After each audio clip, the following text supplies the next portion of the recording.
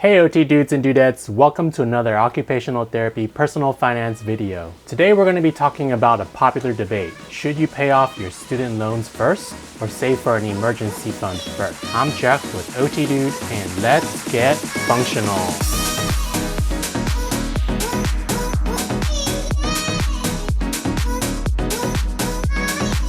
Whether you're a pre-OT, an undergrad OT, a grad student, or a new grad, student loans will be an important aspect in your occupational therapy, personal finance life. Let's talk about some myths of student loans in general first. Myth number 1.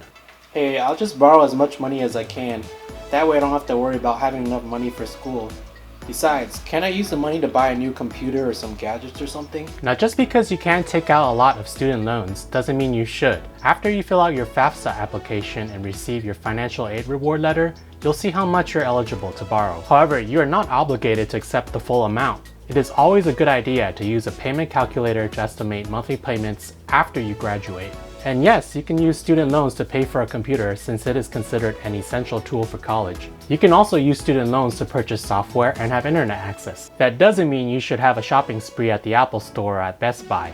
That would be nice though. What is deemed necessary depends on your curriculum, so it may not necessarily be a good idea to buy a video game console or a fancy camera. Another thing to keep in mind is that you're paying for equipment with borrowed money, meaning you'll be paying interest over time and essentially be overpaying for a piece of equipment. A better financial decision would be to save up part-time income or money made from a side hustle to pay for essential equipment. Or you can remind your parents that you are their favorite child and that you need another MacBook for school.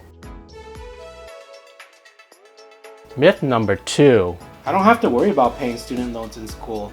I'm not getting charged interest anyways. Besides, I'm not even making any money as a full-time student. My part-time wage is all being spent on rent and necessities. Plus, I need to reorder the new copy of Animal Crossing to play with my girlfriend. You technically don't have to make payments on your OT student loans while you're still enrolled in school, or for 6 months after you graduate. This is called a grace period. Even though payments aren't required, it is wise to make payments while you're still in school. Just don't stress about it. You don't necessarily need to pay your full student loan bills. Even small payments of only $25 per month will be helpful. Why? This will reduce the overall amount of interest you will pay over the life of the loan. I'll basically never pay off my student loan debt. It's basically impossible. Besides, can't I file for bankruptcy anyways? Paying off student debt can be very stressful, and you may feel like you'll never pay it off. Especially after you graduate from your OT program, the amount of debt may seem impossible. However, you also hear a lot of success stories on social media.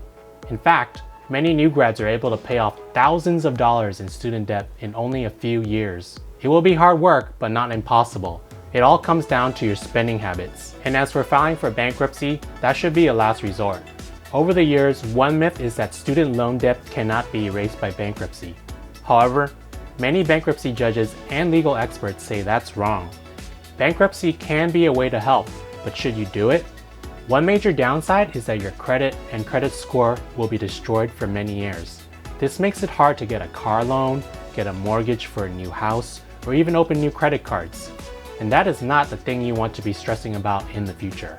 Another thing about filing for bankruptcy is that it is a long road, and you will pay an average of an additional $1,200 to even file for a Chapter 7 bankruptcy. You must declare Chapter 7 or Chapter 13 bankruptcy and demonstrate that repayment will impose an undue hardship on you and your dependents. This must be decided in a proceeding in bankruptcy court. Your creditors may be present to challenge this request. In addition to that, you will have to pay another thousands of dollars for a lawyer who deals with student loan debt for your case. Even so, your mileage may vary and the verdict will depend on where you live and the particular judge you end up having on your case. Now that we talked about some of the myths, why is there even a debate about paying off student loans or saving for an emergency fund? Many people, including me, do not like the idea of having a large amount of debt. It can be psychologically stressful, especially when you feel like you have your whole OT career ahead of you and feel like you're already behind financially. Paying off your debt early makes sense because the longer you have to repay, the more interest you accrue. So on one extreme end of the spectrum, some students and new grads will want to be very aggressive and pay the minimum monthly and a lot of extra on top of it. However, they may have no savings or liquid cash on the side in case of an emergency. According to this research, people may come from different socioeconomic background, have different culture and values, live in different locations with different costs of living, have personal responsibilities, have good or crappy luck, or have different spending habits, roles, and routines. Sure, OT nerd, you make a good point. Two different things to consider is your relationship status and your dependency status. Relationship status? You mean like on Facebook? Who uses Facebook anymore? You should be on TikTok.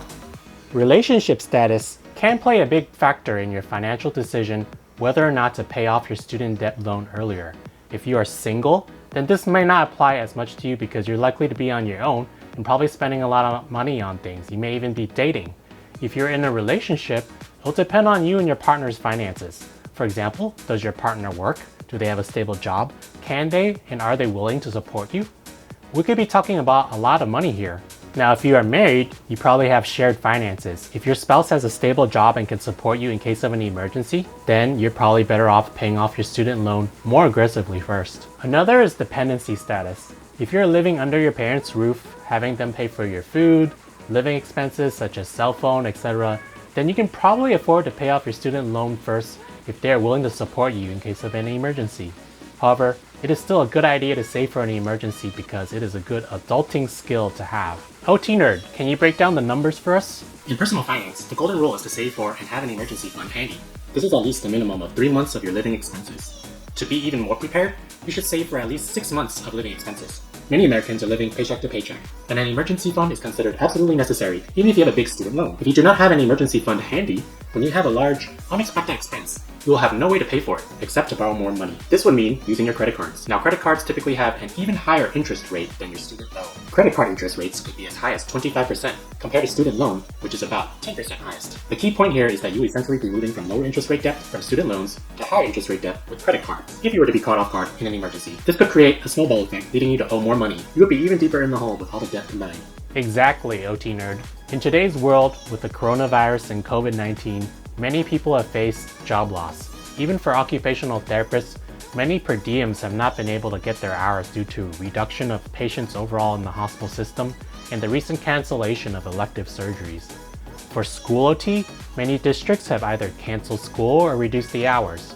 Many employers have now freezed hiring for new OTs. We may be experiencing a second wave of the pandemic, making the future much more uncertain. Add to this general life problems such as your car breaking down, an unexpected hospital bill, etc., and the chances of you having to dip into your emergency fund is pretty high. Sure, you will be continuing to pay interest for your student loan while you save for an emergency fund, but the time it will take to save for an emergency fund is not that long if you're aggressive about it. Does this mean I don't have to make my minimum student loan payments every month? Won't this screw me in the future?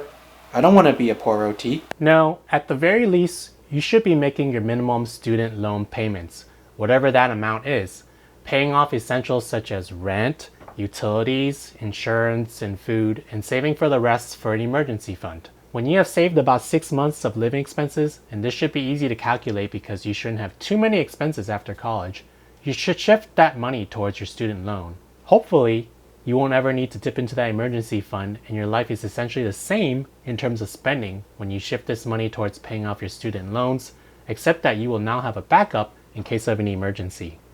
But wait, you haven't discussed with these OT dudes and dudettes how to save their money. Good point. Although interest rates for savers is currently very low, where you save your money is still very important.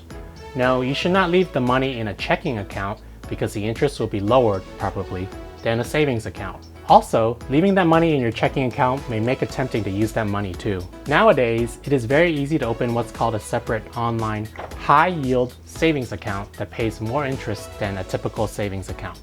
Two popular commercial options to look into are Ally Bank and American Express. You may also want to research your local credit union to see what rates they are offering. Should you put the money in a CD? Probably not, because the whole idea of having an emergency fund is having access to the money in the first place. Putting the money in a CD will give you a little more interest, but your money will probably be locked up.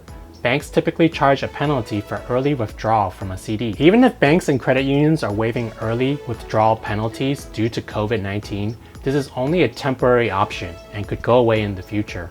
Can I use some of my emergency fund to buy something like an Apple Watch? Everyone wears one at work and I don't even have one. How am I supposed to even keep track of the rule of eights? You should only consider the money in an emergency fund for true emergencies.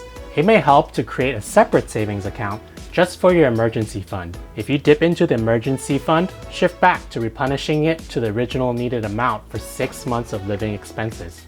Another tip is to keep things simple. Automate your savings by having your money automatically transferred to this emergency fund from your paycheck via direct deposit. You can change this anytime by contacting HR. When your emergency fund is where you want it to be, shift your automatic payment with your student loan officer towards your debt. If you want, you can then save a little less from paying your student loans and put the money in a general savings account to use for general expenses for things like a vacation or a shopping therapy.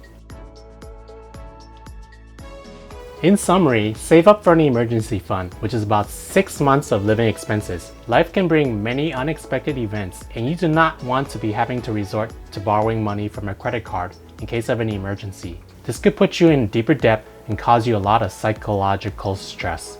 Continue to make your minimum monthly student loan payments while you're saving for your emergency fund. You can automate this process using direct deposit from your job to save into an emergency savings fund in a high-yield savings account.